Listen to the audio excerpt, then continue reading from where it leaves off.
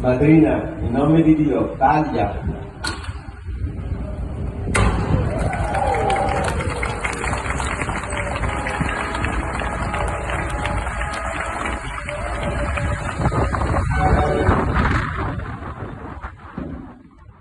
Martedì mattina nel cantiere navale di Marghera è stata varata la spettacolare nave da crociera Norwegian Aqua con una stazza loda di 156.300 tonnellate e una lunghezza di circa 322 metri. Questa nuova unità supera le prime due navi della classe prima, anch'esse costruite da Fincantieri, del 10%.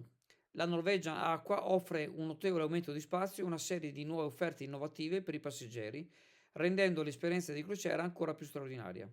I lavori su Norwegian Aqua proseguiranno fino al debutto previsto per aprile 2025, quando la nave prenderà servizio.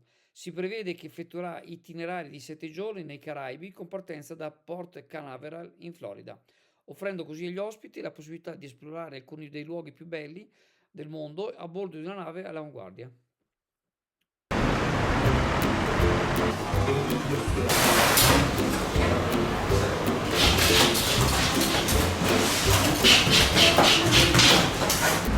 Ciao a tutti, allora Leo è ritornato, è una delle pizze più buone di Chioggia, sono la più buona rispetto agli altri amici pizzaioli che ci sono e niente, tanto un po' di pizza, va bene, si mangia dolcissima, si scioglie in bocca.